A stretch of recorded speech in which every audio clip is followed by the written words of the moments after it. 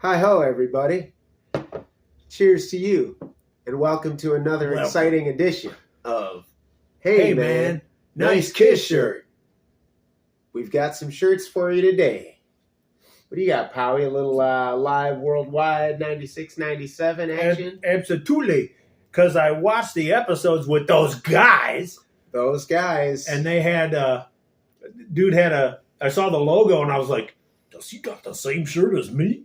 And no, it was the cover of Alive 2, which is cool. He can't be a man because he doesn't wear the same Kiss shirt as me. But my fave logo part, my fave color, my fave. Yeah, that's sort of Alive 2 vibe.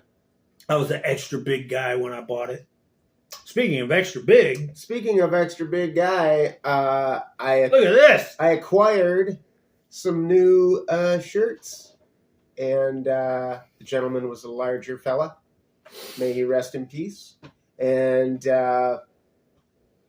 finally get to fill one of the gaps in the collection when I saw Kiss at Comerica summer, what was that, 03? That's what it says. Yeah, so you got something brand new for that ass. The Kiss Aerosmith tour with Saliva, and I think it was Detroit only. Ted Nugent did a little set to warm up the boys. This World Domination tour shirt. You'll see the back. Put the back. You'll see the back here. But that's it for the shirts. Let's move on into the book. The book. Rock and roll all night and journal every day.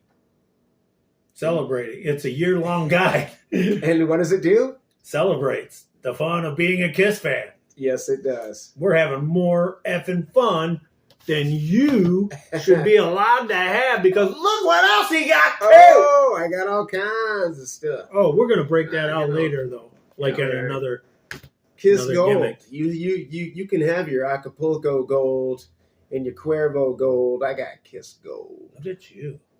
Mm-hmm. Good, just went Peter Wolf on my ass. Mm-hmm. That was all right. I enjoy it. Speaking of Peter Wolf, we were talking earlier about if we could go always with the time machine scenarios of the shows we wish we could have saw. I wish I could think of the venue, the exact date. I think it was early 76. Mm-hmm. It was the only time that Jay Giles and Kiss shared a bill. Wow. And that would have blown my potatoes. That would have blown my face out. Would have blew my face out.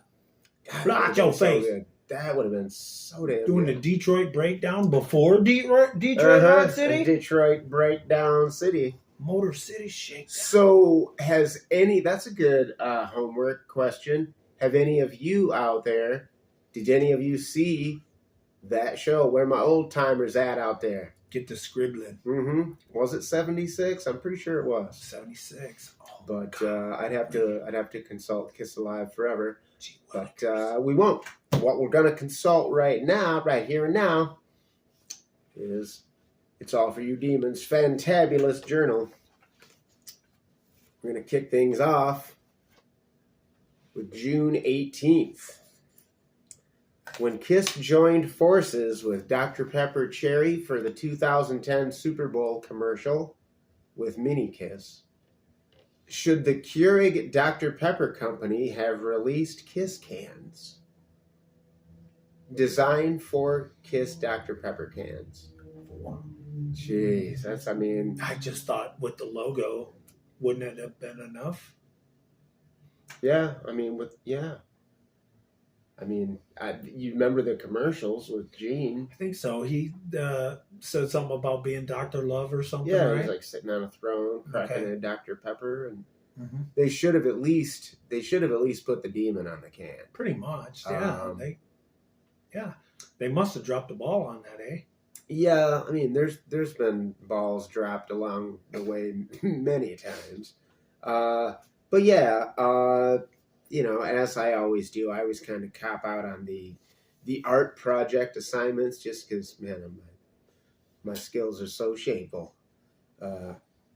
I'm a monster behind the skins, but you give me an art project, you might as well put a crayon in my mouth and a blindfold over these peepers. All right. So yes, to answer the question, they totally should have released Kiss cans. They should have, dude. That would have been a perfect opportunity to revive my favorite Kiss logo. What's my favorite Kiss logo, Powie? The first album, the Rhinestones. You know, they could have done the reverse aluminum. You know, they could have used that to fine effect on an aluminum can. Absolutely. Hey, you know, Absolutely. a black can. I mean, would that have been? You know, I remember. I believe the Dr. Pepper, the cherry cans at that time. It was like a black and purple kind of scheme. Is that what it was? Like that would have they could have really shoehorned the first album vibe into those cans. So yeah, picture that in your mind's eye, and that's my design.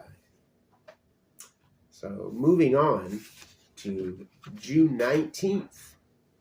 Juneteenth. During your flaming youth, which store did you shop for Kiss items at the most? Any special memories?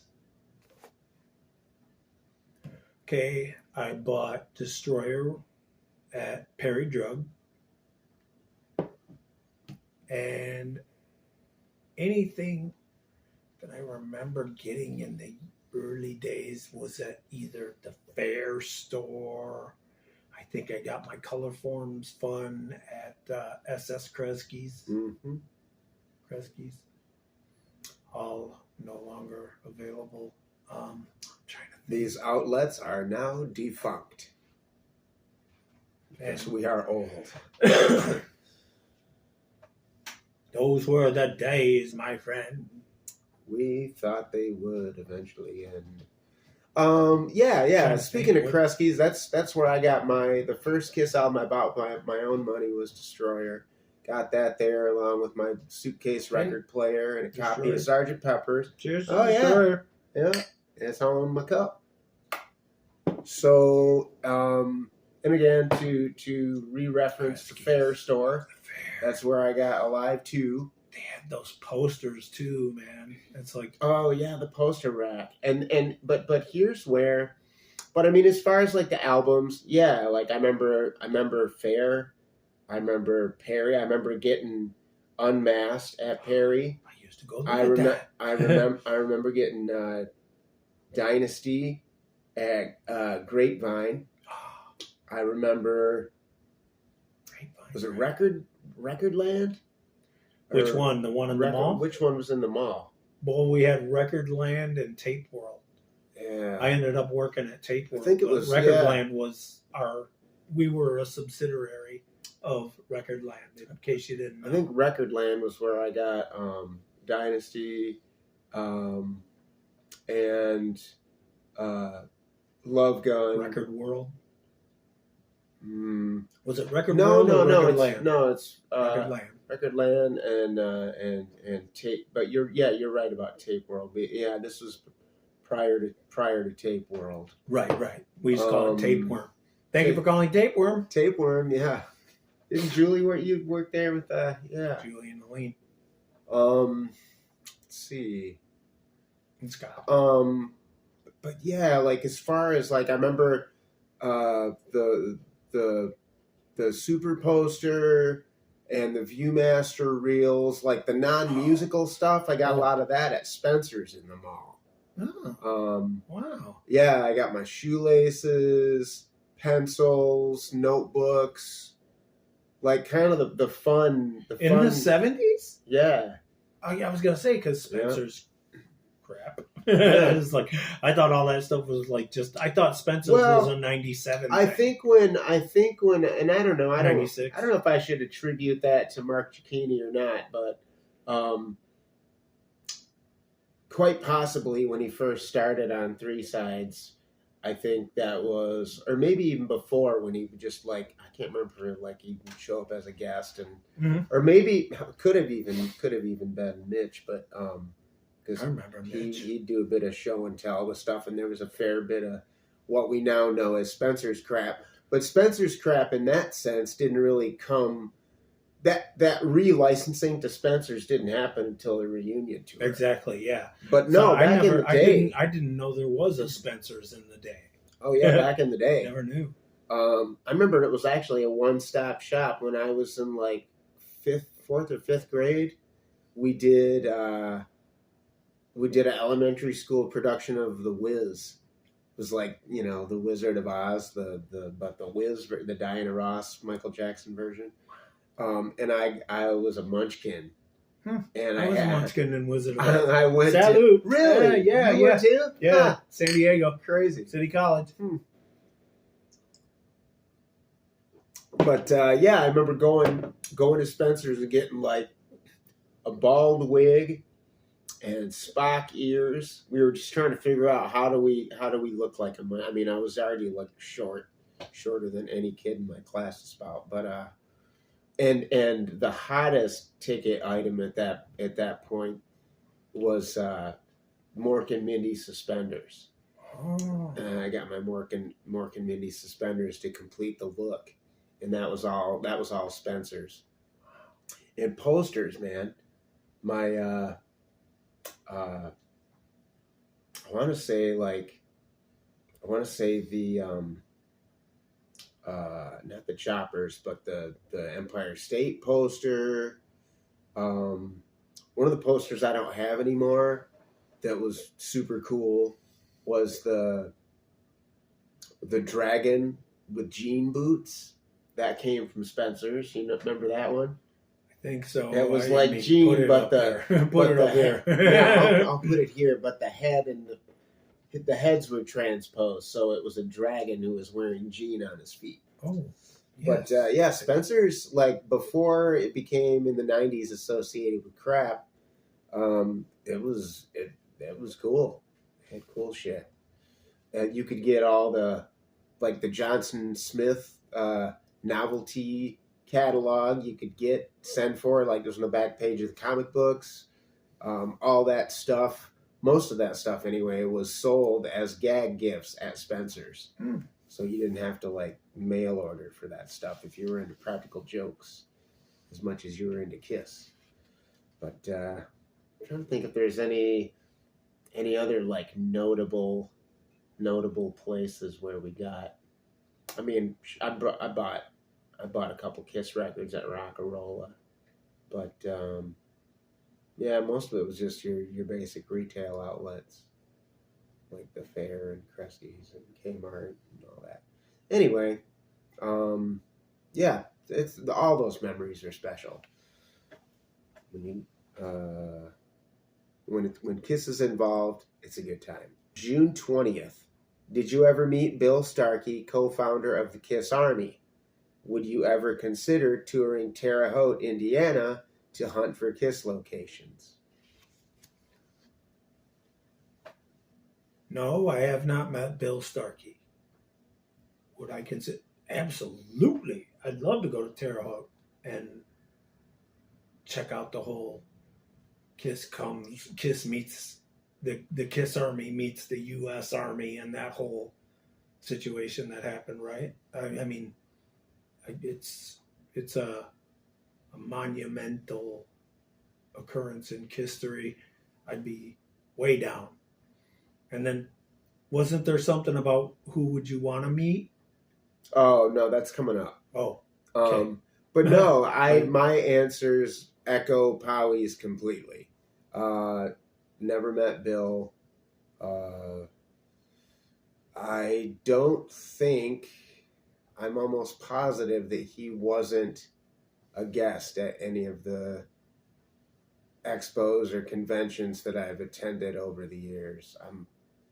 Is this a 50th anniversary of the Kiss Army? 75? You're pushing me, Powie. I think so. Yeah. It makes sense. But I wonder I wonder. Who wrote the book of love? No, I wonder if Bill has spearheaded a campaign much like Jim Neff did in Cadillac to get with the Convention and Visitors Bureau to put together a walking tour of sites, and you know what I mean? Like, I wonder if there is a similar, and now there's a tour in New York City, the like the audio tour that Russell narrated. Okay. So yeah, maybe Sander would know. Actually, he probably would have mentioned it on an episode of Kiss Army Things. Xander is an Indianian. Mm-hmm. So I think he would have known and probably would have mentioned it if Bill had done a similar thing. But even had he not, maybe that's for us to take up the mantle and make TH a Kiss destination. Because yeah, I think we would all be down. So there's that. But hey, Bill Starkey, if you want to chime in the comments, we'd love to hear from you. June 21st. Here's where your synopsis comes in. Check your phone and get ready to dazzle the fine folks. This is June 21st. How would you create a Kiss comic book series? Plot a 3-part series. What do you got for us, Brad? Okay. The mystical origins of the iconic Kiss persona. Paul Stanley, Gene Simmons, Ace Frehley, and Peter Criss are not just rock stars, but conduits for forces tied to creation itself, embodied through sonic energy. You mean sound? Wow. And the threat, an ancient, interdimensional entity known only as the Silence. Like Galactus, but quieter? Has awakened. It feeds on sound, light, and energy, seeking to extinguish all vibratory existence and plunge the universe into eternal quiet. Silence. Darkness. The calling, drawn by fate and the cosmic sonic wellspring, the 4 future band members are chosen to become the Guardians. They undergo a mystical transformation, gaining powers tied to their iconic personas.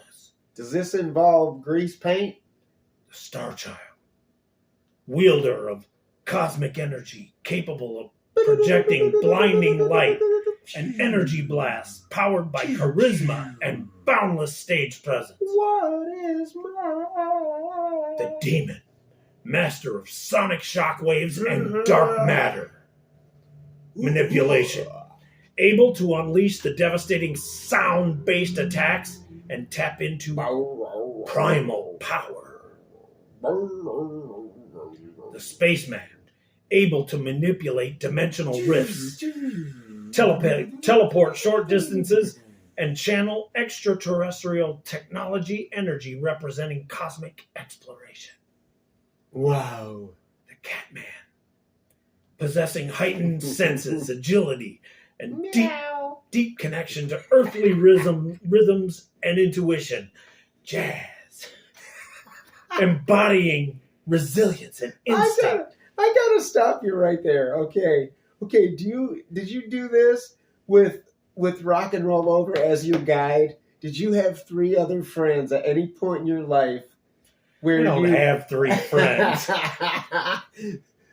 But did you ever fight You're over my only friend. Did you ever fight over who was gonna be the Catman and who was gonna have superpowers of agility? And I can jump, and then you jump up on the bed, and then you jump down the stairs, and you twist your ankle, and then playtime would be over, and you'd have to send your friends home.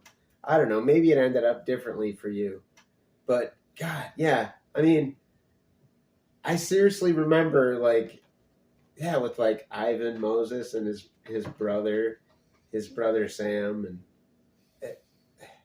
but it was. I remember we would study the cover of Rock and Roll Over, and sort of like imagine what that like electric grass growing out of Peter's head was, and like what kind of powers that would. You ever think about that? You ever think about the electric grass? I don't know, man, but I don't know. I feel like you're kind of angling that way with the silence. I don't know. I think you came up with something better than my premise for the comic book. The series follows their journey from their initial transformation to learning to control their powers and eventually finding each other. They work together using their combined sonic abilities and strategic rock and roll greatness. That's the rest of it. Strategic rock and roll greatness. Wow. Well, they are. Kiss is nothing if not strategic. I'll give them that. I think I just pictured a comic in which we're like having a Great Expectations practice in my basement, and like some wizened old crone shows up, like not unlike the Barbarian from the first comic, like shows up with the box of Kiss, some assorted horse shit like that, and imbues us with the powers to cover any Kiss tune that we dare attempt. I don't know. We kind of had that power to begin with. The power was in us all along. All we had to do was click the heels of our demon boots. Oh, but they 3 do. times. They just haven't realized it yet. Can we move off of this question? My inner nerd he's ready for graham crackers and milk. He wants to take a nap. And move on to June 22nd. Oh, this is fun for me. You don't really have much Kiss memorabilia. So you're having more fun than anybody. So yeah, my life is a barrel of monkeys. June 22nd. Have you ever lost a piece of Kiss memorabilia to a natural or man-made disaster or dogs?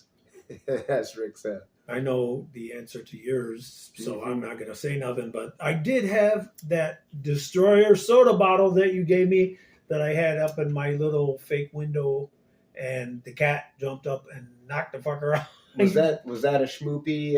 It wasn't Schmoopy. Oh. It was Oreo. Oreo has these fits of zoomage in the middle of the night, and decides that he is going to jump up into this window situation and just knock all the shit off. Oh, and that's where the Destroyer soda was? Destroyer decided. Damn it, Jim. Damn it, Oreo.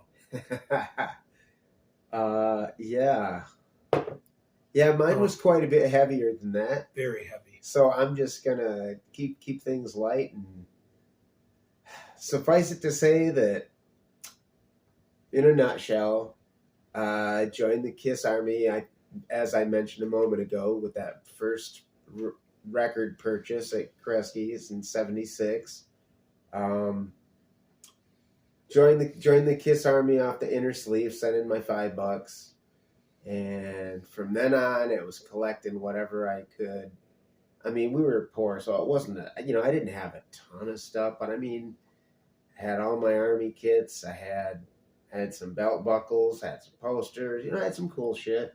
I had a lunchbox, but everything I had up until early 81. In the spring of 81, we were living in Missouri at the time, out in the rurals. I was 30 miles away from anything, like from a gas station. That's why I often refer to the period between Unmasked and Lick It Up as my Kiss Dark Ages. we didn't spend that entire time frame in this particular house, and this is why. Because we lived, I won't say next, I almost said next door, but our parcels of land abutted one another, and we shared a 2-track egress to the highway. And this neighbor, Mr. Max Middleton, may he rot in unpeace. He was a real piece of shit. He was a Klansman. He was a grand, I don't know, wizard, dragon. I don't know. I'm not into the clan, so I don't know the hierarchy. All I know is he was a muck.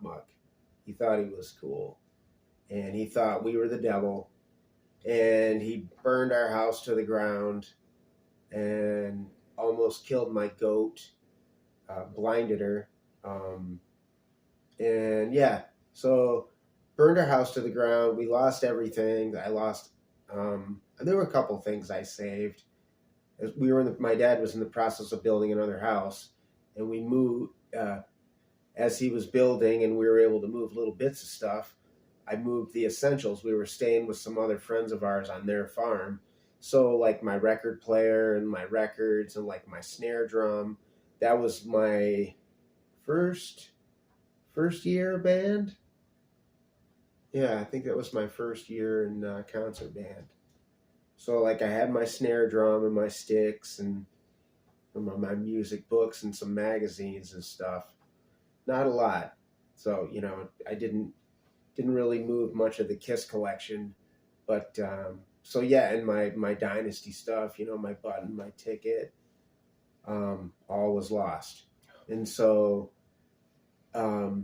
it's just been a long process since then of just rebuilding. And I think I've sort of told this story before about how when I turned 48, that's when I found my Kiss pinball machine. And that like flipped a switch and kind of like, I wouldn't say it like reversed or undid my pack rat nature, but everything, that trauma of losing everything in 81, it just something changed. And when I got that Holy Grail piece, I just kind of started looking around at all the rest of the stuff in my basement. It was just like, I don't need that. I don't need that. I've got 2 of those. Why don't I get rid of that? Like, I went through a phase in the mid late 80s of like, whenever I had a job that let me afford it, especially buying bootlegs and Kiss stuff, vinyl, I would buy 2, and I'd always keep one sealed.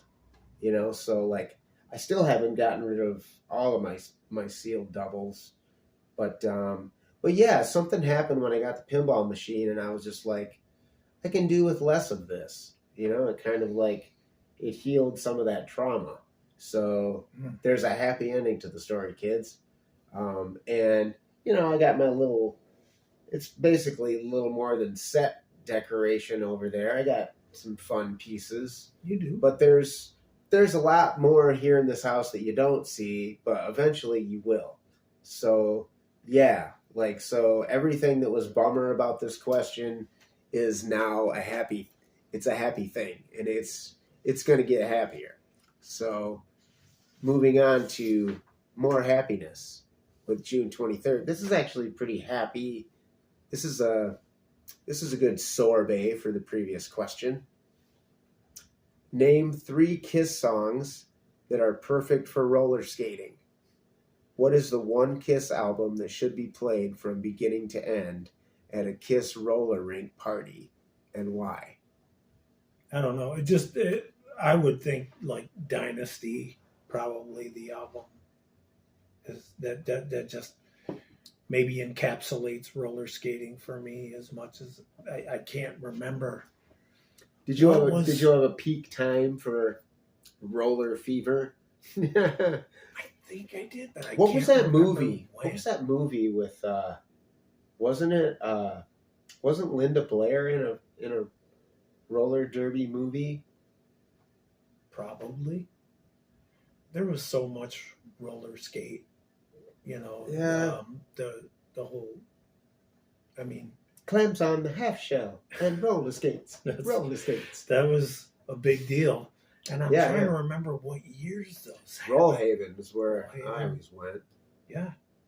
But yeah, I want to say, oh gosh, there was probably a couple of movies, man. I think my cousin had a birthday party at a roller rink in Flushing that we went to. And of course, they didn't play any Kiss. And that's all I wanted to hear at that What point. kind of cousin was this? I know, right? I know my cousin always kind of tried to kibosh my Kiss too, you know. But it's just, it was like, you think roller disco, you think, you know, Dynasty, Was that the name of whatever. the? Was that the Linda Blair thing? It could have been. Roller disco? I don't know. I'm hung up on Linda Blair. Still, I'm still kind of crushing on her. I'm out. So Dynasty was your album. What about Probably. songs? I mean, I just saw one of your things, so I'm not. I don't know. Maybe like I don't know. I want you. Oh, I 'Cause should. It starts out slow and then it kicks ass. So, what about that one? And I don't know. I'm trying to think. That time. Would it be something off Dynasty? Because More than likely, that would be 'cause the it's- album all the way through. That's it. That's what I was thinking. You know, like Sure Know Something and all that. You know, it's all Dirty Living. That's roller disco. To Dirty me. Living, yeah, Dirty Living's got that. So, I mean, I'm thinking like that time. I mean, if there was anything from like '76, I didn't have any concept of roller skating back then.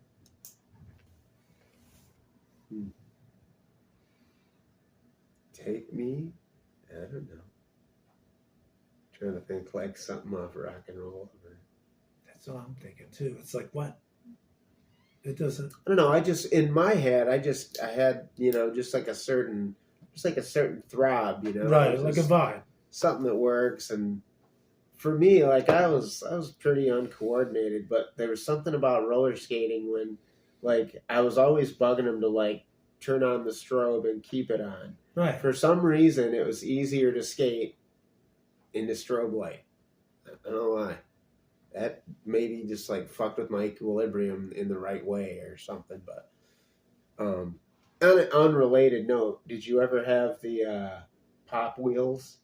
Remember those with like they looked just like dumb little like brown suede shoes, but they had like pop out wheels. I remember Heelys that came out later. No, these were like two pairs of wheels. I think they were called roller wheels. I don't know, but they sucked. Like they weren't, they weren't like they didn't have decent trucks on them or whatever.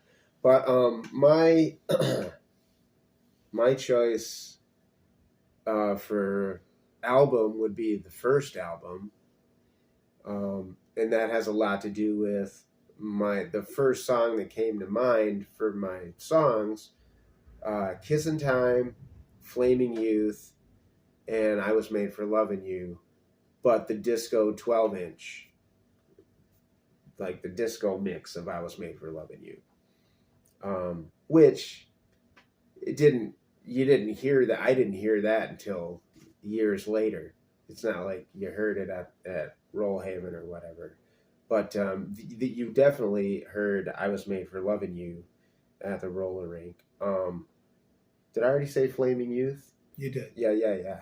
So yeah, Flaming Youth. It's got that 4 on the floor. Then Kissin' Time kind of has the same thing. Just especially the intro, man. It's like bum, bum, bum, bum, bum. They just kind of got that like SATURDAY, and that's pretty much the roller skating jam for me. I mean, it's funny that it's in the name. It's not Bay City Roller Skates. It's Bay City Rollers. But yeah, Kissing time, flaming youth, I was made for loving you. It's just gotta have that. It's just gotta have that 4 on the floor. Maybe throw some hand claps in there. But it's also cool when like you get like, you know, something that's kind of like, just like crunchy and God, you know what else? Another good roller skating memory is "Love Is Like Oxygen." I mean, I was trying to think. You know what I mean? That's like, oh my we could gosh. probably put together like a playlist of like not just Kiss tunes. That would actually kind of be kind of fun to do like a Rollhaven mix. That's what I'm trying to jar those memories of Repressitol, you know, going to Rollhaven and getting your heart broke by the girl in Swartz Creek. That kind of thing. Yeah. You can almost smell the Love's Baby Soft. June 24th. If you could meet anyone involved in the Kiss universe, dead or alive, non-band member only, who would it be and why? Oh, I didn't know dead or alive. I don't think I had Alive that. or deceased. Yeah, again, when you'll see in the, you know, when I put the questions, I sort of edit them for language and conciseness. That's it. Yeah. So, I mean, did I leave out the dead or alive? Yes. Oh, sorry. Sean, Oh, yeah. Bill, Sean or Bill. Alive. Neff is still alive, right? Mm-hmm. Want to meet him. Still want to meet him. Well, we're going up to my dad's place in October, man. Want to meet Jim. Always wanted to talk about, because did you see the thing? I don't know if it's new. It's new to me. The Necronomicon Cadillac. Yeah. Oh, okay. Yeah. Jim Neff said that they made one of the guys like the running back instead of whatever he was doing. I guess he was a quarterback, and then they made him the running back or something. And then the guy like gained 1,000 yards. The guy when they were still the previous season when they went from loser to winner. Well, they had lost their first 2 games of the season. Like Simmons makes it sound like they lost like 7 games or something, and then turned it around. And they only had like 10 games. So it's like the first 2 they lost, and then the next 7 they won. What? So it's like they made adjustments on the team. They made like the coach's kid the quarterback. Yeah. And then they made another guy like the running back. And I guess they just handed the dude the ball, and he was like Barry Sanders. So it's like, I want to talk about that. They just made the pieces fit. Yeah. I do remember something along them lines. Because they played Kiss. and they made the linebackers strutters, and they called out Firehouse Blitz. Yeah. It's like, you know, it's all a culmination of things. But then again, it's like you take 2 guys on your team, you make one of them quarterback, you make one of them running back. It's like something's going to happen to the team. Something's going to change for the better or the worse. There's going to be a shift one way or the other. Yeah, exactly. A fairly significant one. But yeah, it's like probably meet Mr. Neff. That'd be cool. You know? Yeah. I'm pretty sure my dad knows him. The girl who Gene was going to take. Gene is like, I can take you home with me, and then her dad comes around the corner. Yeah. She's like, my dad's a cop. Want to meet her. Yeah. It's like, because there's a lot of photos with her braids, and it's like, she's got the look on her face like, I don't know. I want to meet her. It's like, what did Gene exactly say to you? You usually don't say things to girls your age. You know she'd be demure and she'd be all cool about it. Yeah. But who else? Anybody in the Kiss universe? My answer would definitely be your first, which would be Sean Delaney. I mean, absolutely. Yeah, I feel like he's got the most inside baseball. I mean, they had a pretty tight crew, you know, from the jump. So I mean, there'd obviously be different facets, but I mean, JR. Looking across the whole decade, I mean, how long was he and Bill dated for? Like like a decade or whatever. Basically. So I mean, you know, it would be awesome. Who knows how long they were together before Kiss came? Because yeah, apparently Sean was there when it happened. Yeah, like So- I don't know the details of their relationship, but through most of even after Moose and JR had moved out, once the original road crew kind of splintered, Sean was still there. Yes. He was still writing with Kiss. Yes. He was still producing, Gene, Peter. He was still, two or three bands, Mm-hmm. or at least musical. I don't know when his solo record came out, but what was that other thing? The Scat Brothers. Yeah. And, I mean, he was in the thick of it for a long period of time. Right. And his insights, man, and again, he's another person. I think he was at one of the expos, but sometimes with the lines and the other shit to see,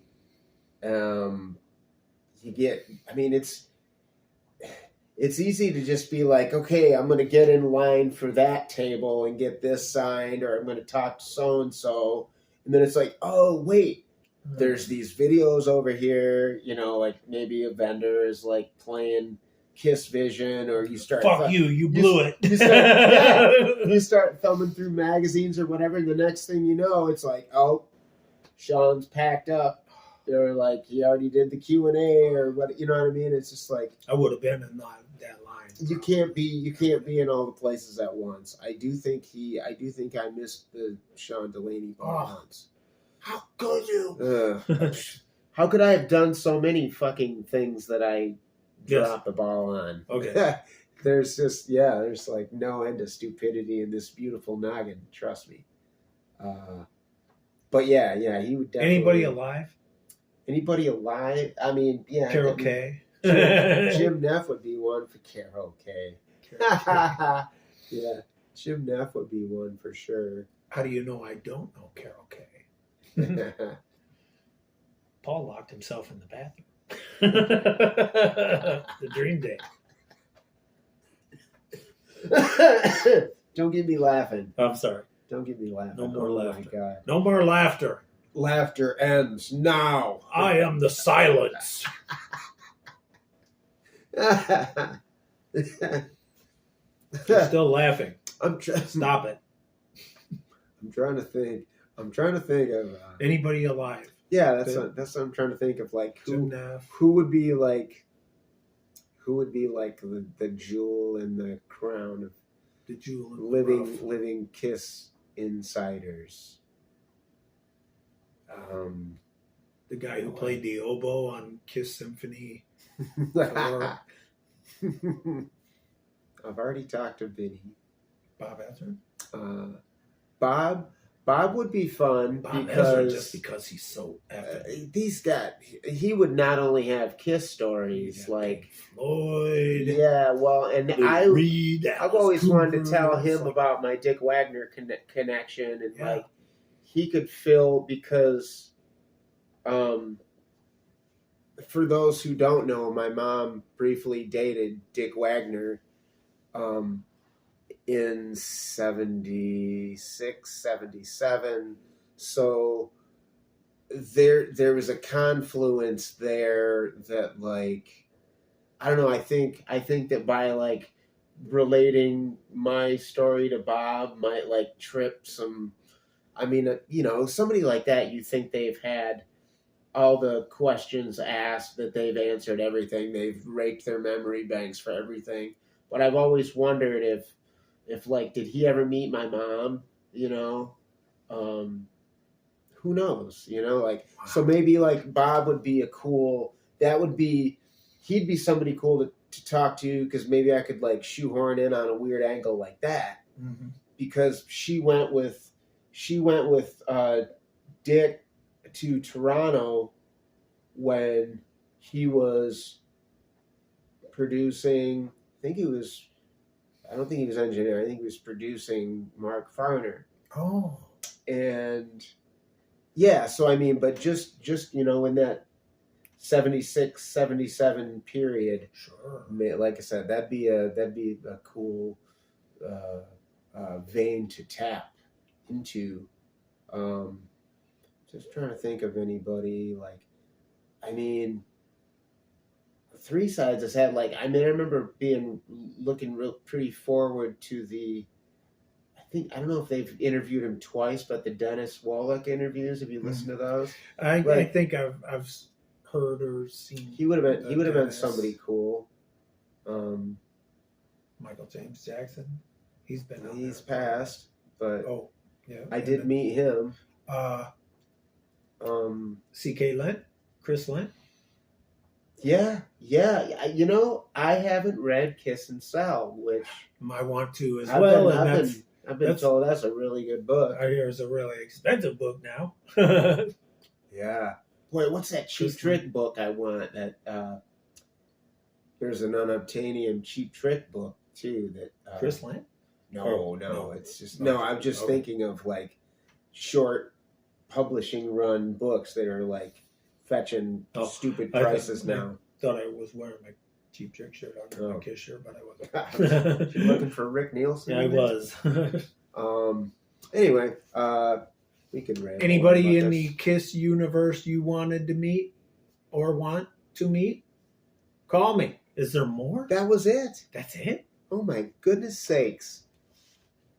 Good gravy Marie. We've gotten to the end of episode 26. Episode 26 of You Can't Be Serious. Don't Call Me Shirley. Episode 26 of Hey man, nice Kiss shirt. Was an absolute blast. We're glad to have you each and every week as we run down these or every other week. Or once a month, whatever you do, what you feel. Just show up once in a while. Give us some love in the comments. Hit that thumbs up. Put your two lips together and kiss that subscribe button for the love of the barbarian. Because play hard, play fair. nobody hurt.